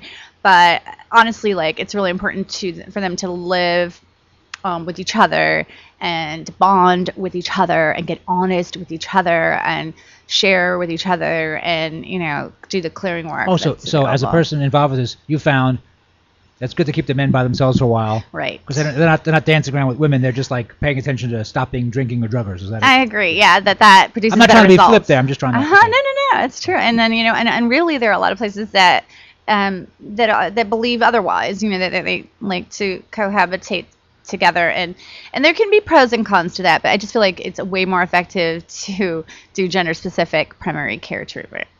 And so talking about the physical body then, so if men come in and they had a problem with substance abuse, is there any kind of athletics that you say, okay, listen, this is good for you to do this Kundalini yoga or this swimming, or as that last guest was commenting on, or do you find that indeed the physical body, focusing on that, because maybe some of the people who have been substance abusers never did anything like that, and does the physicality of it all, that is, does it playing baseball or does doing yoga or running, does that help them overcome the addiction? Absolutely. It's vital to get the body moving and in the flow of cardiovascular condition again. With that, your recovery stands at almost an 80% better chance.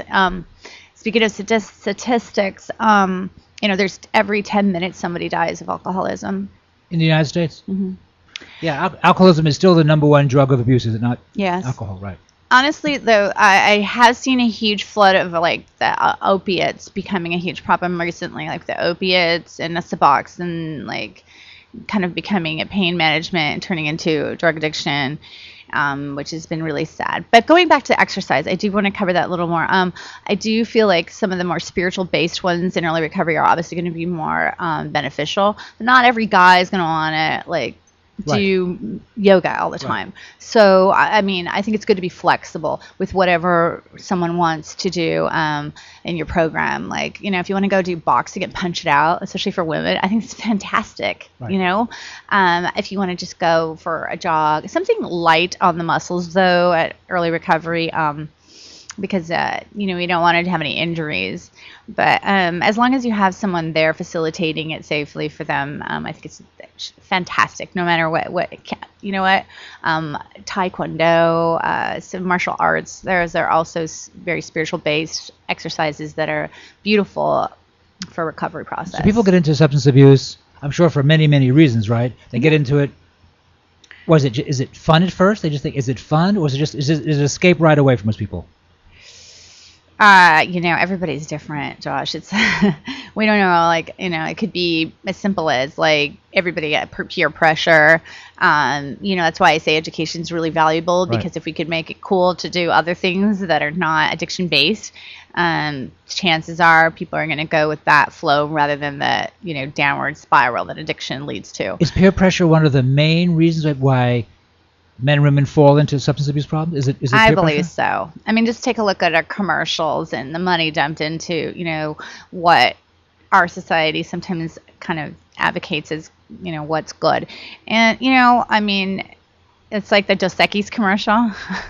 I've seen that commercial. Where they make it look cool, to drink. A lot of the commercials are just, I think, boy, these are well done. And suddenly you're going to have beautiful girls standing beside you. Yeah. No, I've seen those commercials, and I'm a non-drinker. I've always been a non-drinker, and I see these commercials, and I think, boy, these are carefully thought out commercials. I would run out and buy one of those. God knows, I'm impressed sometimes by the skill that goes into making these commercials. I concur. And it's creative, isn't it? Wow. Yeah, they're impressive. They kind of get their money's worth.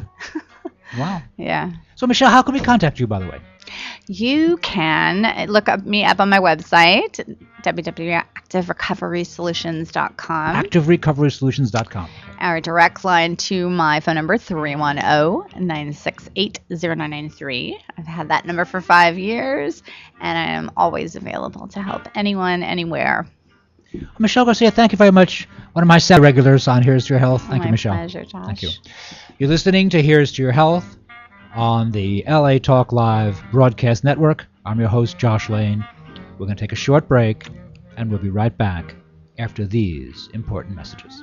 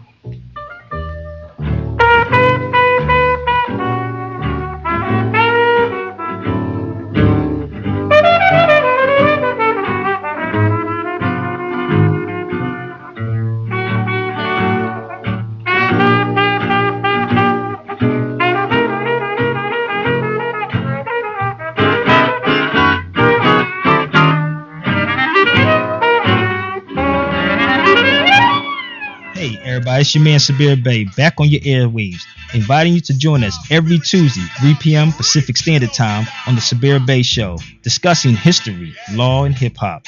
Every Tuesday, 3 p.m. Pacific Standard Time, the Sabir Bey Show, exclusively on latalklive.com. You also can catch us on iTunes Radio and R&B, Live 365, Radio Flag, and now Stitcher Radio. Or watch us and listen directly at latalklive.com. Reality radio, handcrafted for your listening pleasure. This is LA Talk Live, and we are more than just talk. Hi, this is Dr. Levi, your fitness doctor, making a personal house call, inviting you to join me Wednesday at 10 a.m. Pacific for my all-new show, The Dr. Levi Show. Join us as we discuss fitness, health, and well-being, including emotional and spiritual health. So don't forget to tune in to the Dr. Levi Show every Wednesday at 10 a.m. Pacific exclusively on latalklive.com and the Talk Live Broadcast Network. You can also catch us on iTunes, Radio R&B, or watch us on Ustream.tv, or catch us on the Live 365 network, and now on Radio Flag and Stitcher Radio. Reality radio handcrafted for your listening pleasure. This is LA Talk Live, and we are more than just talk. Hi, this is Elena, inviting you to join me every Wednesday at noon for Elena's Beauty Talk and more, exclusively on LA Talk Live. You can also catch us on iTunes Radio, R&B, or watch us on Ustream.tv. Reality radio, handcrafted for your listening pleasure. This is LA Talk Live, and we are more than just talk. Member of the Board of Directors of Dr. Ann Wigmore's Hippocrates Health Institute, Josh Lane was part of the Dr. Ann Wigmore team that brought wheatgrass, sprouts, and raw foods to a worldwide audience. And now the host of Here's to Your Health on LA Talk Live, Joshua Lane.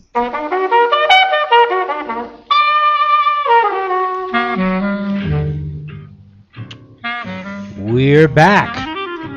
Thank you for tuning in to this edition of Here's to Your Health on the LA Talk Live Broadcast Network. I'm your host, Joshua Lane. My next guest, Miles McCabe, has decided that beet juice, fresh beets, pressed, are very good for us. Beets are coming into fashion again. Miles, welcome to Here's to Your Health.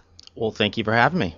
So you have a product called Red Ace, which is organic beet juice, which obviously is a great idea. And what prompted you to do this? Well, my partner, co-founder, came to us to do a energy drink. Had no interest in energy drink. Thought that was kind of a played out, just didn't kind of fit what I was looking for a nutritional product. Really, I saw a trend that I thought was coming with functional foods. Good for you. So that's where, well, some of the work that you've done, and it was growing up in Southern California, it was easy to see some of these choices that were not made convenient or out of our price range to get the right type of nutrients in our body to be able to kind of cure some of these things and work on some of the ailments out there. So we started looking at different ideas, and one product that I always knew about that I didn't understand the science behind it, but I knew that beets somehow, some way were giving me more stamina when I would ride road cycle. I was in the Army, and I would be over in Europe, and juicing beets is one of these old kind of things that a lot of the guys, was one of their little secret kind of elixirs, is putting concentrated beets. You mean cyclists in Europe? In Europe, correct. So I remembered that, and then I started researching a little bit, and there was a company in the UK that kind of turned us onto it. Great company. Started looking at their science, and that's where the evolution kind of led us. And so this is organic beet in a glass bottle. Correct. Which I think, actually, hate to say it, is an important idea as well. You know, glass being pretty much inert compared to plastic. So the glass, I'm sure a lot of people said to you, oh, glass is too expensive to ship, right? They said, oh, don't do glass, it breaks or something. I don't know. If I were to listen to every expert in right. in the consumer good, because I didn't right. come from this sector, we would never would have had glass, never would have had beets, never. I mean, it was just a bunch of, you're crazy, no one's going to buy it. Right. Why are you packaging it like it's a Ferrari? And I said, well, I think it is a Ferrari, actually. Yeah, it's a Ferrari. Yeah, sometimes, you think to yourself, well, people have expertise. You don't want to be arrogant, but you think to yourself, no, I have a vision of this. I think there's a market for this better quality product. And, in my opinion, I've been a retailer since the 70s, actually. So I have a lot of experience. I believe there's a market for a better product. There's a market also for low-end stuff. Definitely a market for schlock. But there's a market for quality product. The quality market, in my opinion, is growing. Right, and our evolution, we didn't really have cold press coming to the market when we started this project almost 4 years ago. Oh, really? So it's not something that people think putting 3 1/4 beets in a bottle is not as easy as going down to your farm. Oh no, I bet it's not. So first of all, we didn't have any farmers growing the quantity of organic beets. We could get all the non-organic beets we wanted, but nobody was going to sell us. They were using it for coloring and flavoring and additional different purposes. But no one, you're asking for 5,000 1,000 pounds of organic beets, they thought we were crazy. They Wow. said, like, Wow, good what are for you you. doing? What are you doing with all that? And we're like, well, we want to bottle it. So being an organic sugar source, there's actually 3¼ beets in every bottle. And that actually becomes a little oversweet. People will really kind of think of this earthy taste because they never get the concentration that we put in this 2-ounce shot. So it's Right. really surprising when they taste it, the flavor. So we actually have a dual purpose of organic lemon juice. It's a great natural preservative for us. Right, And it is actually, yeah. Yeah, so it's phenomenal. So we're shelf stable. We don't have to be refrigerated. Ah. Only time we refrigerate the product, which we have a lot of our customers do. We formulate it as a whole shot, but some people, because of their regime, might want one beet in their juice or for detoxification or cleansing. Right. And so they'll add whatever they kind of equate that to a beet in the bottle, and then we'd say, go ahead and refrigerate after that point. So once it's open, you'd want to refrigerate it, but no need from the store level, so we don't have to transport it and have that extra expense to have something refrigerated. Shelf life, easily over 1.5 years. We put a 1.5 year, but some of our tests have been stable now for almost 4 years. So we just, for freshness, we're going to lose a little bit of the coloring and the flavor of we put the third ingredient was organic berries. We put a little organic proprietary blend just to kind of round out the flavor. It's less than 0.5% of our ingredient. It's just one of those touches that we wanted to have, like a lot of great brands. They say, well, anybody can replicate this. And we said, well, if we make it taste good, and let me tell you, and that usually doesn't go in the same sentence with beets and taste good, but if we can make it more palatable for more people, then more people can experience the benefits. Right. Do you manufacture this here in California? We do. Locally here in California, the beets are locally here from the San Joaquin Valley. They go all the way from Coachella to San Joaquin to some part of the northern. We are working with some other farmers now in the Midwest and also in the Pacific Northwest to expand, just so we want to make sure that if, especially what we're having here in California, a horrific drought. So we want to make sure that we have our supply chain, because we kind of got caught last year doing what they call, one of the retailers that we do national is Whole Foods Markets. And they did a wonderful... Whole Foods has you? Oh, yes. So they're the one that really saw the potential and have been super supportive. We're now in, I think, 9 or 10 regions now in less than a year with Whole Foods. So we're growing fast, and that is just, they did a kind of a promotion, which we always think this with our distributor, Guillaume, that was on the show. We thought this is a great data point, so let's go ahead and try the mountain region and do a push item at one of their flagship stores in Boulder called Pearl Street Store. And we just sold more than we'd ever expected. We sold out our whole summer inventory, in that Really? 1 month. Yeah, so it was something we learned, and Whole Foods was patient enough to realize we were going do some packaging changes to get the cost down, to create our own mold for the glass, and so that we could still give that quality packaging, which everyone keeps telling me to go to plastic or go here, and I'm like, oh my God, that's just, yeah. I'm sure that they were intentional. No, just anyone who tells you to go to plastic just doesn't get it. Sometimes I hate to say this, I don't want to sound esoteric. You either get a subject or you don't get a subject. You know what I mean? So on the wellness thing, plastic, the guys who say it, no, they just don't get it. They're not the market for it. There's, and now they might say, oh, but this is too for the elite. Well, that may be true or may not be true, but if it is true, then so be it. Correct. And I think as the evolution went, we formulated for athletes, and then we realized with all my studies for about a year to get the beets, going through that whole process of developing the product, I started uncovering just the amazing benefits from a cardiovascular standpoint and really from hypertension. Number one killer out there, hypertension, takes so many people, and the studies, these aren't Red A studies. We will start doing some clinical studies where our product will be utilized, and we're trying to use that in comparison with the other company in the UK. Most of those were derived from samples from their products. So we've kind of took the same studies that they've done with some amazing institutions in Sweden and also in the UK. And we've taken those kind of parameters and try to base our product around those. But now it'll be kind of nice to actually see our product used as the sample. By the way, how do I use your product? Let's say I'm running, I'm cycling, I'm just working hard. How do I use it? Well, the product, that's an interesting question, because we kind of went into this for an athlete. And now we've really seen the broader audience, which has really touched us in different ways, where we feel like we're doing it from a health standpoint. There's definitely a benefit to the as a functional food. But what you would do is you want to take the product. We designed to take the whole 2-ounce shot.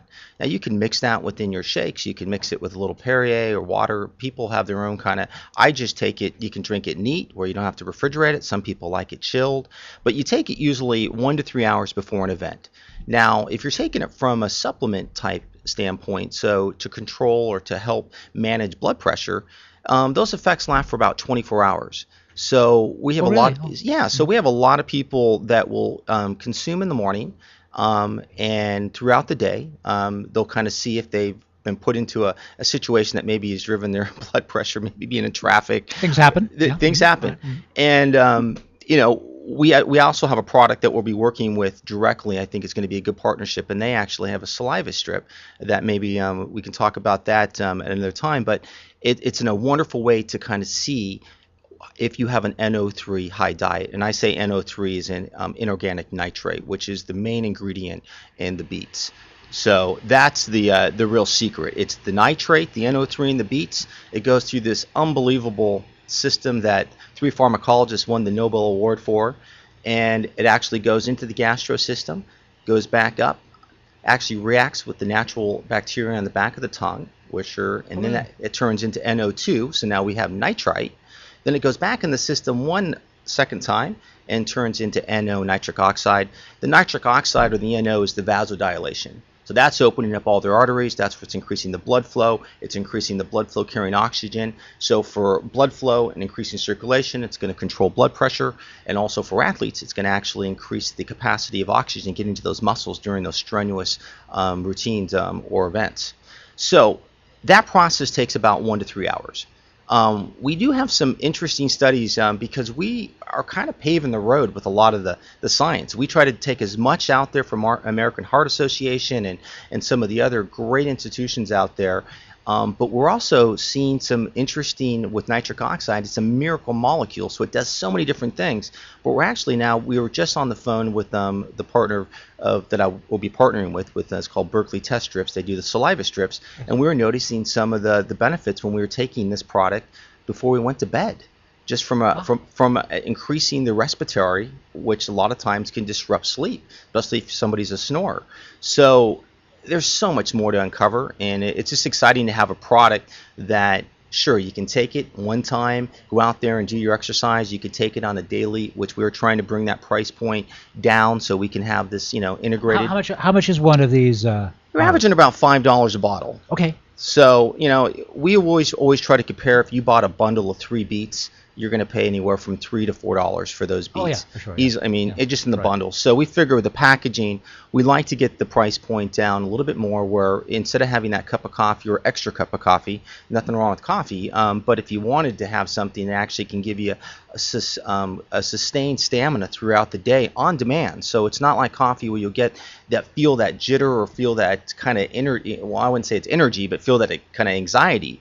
This is a kind of product that kind of just stays there. You don't know your body is working more efficiently and all your organs are working more efficiently. You don't realize it till you actually do a heavy endurance sport, or if you can see a heart monitor, if you're going up a hill on your bike and you're always at a certain percentage of beats per minute, you'll see, like, I've never been under 150 beats per minute up that hill. I'm at 136. Okay. So there's some real definable results when you take it. I think the other one is blood pressure. The hard thing with blood pressure sometimes is they can be affected, throughout the day, depending on your diet and what, Sure. So you always want to take it in the morning. And I think the saliva strips for us is going to be a great indicator. We want that to be just as important as the juice itself, because it's going to be a validator. Can I get an arugula salad? Can I get some spinach in my diet? Okay, I don't have time. Where's that redase?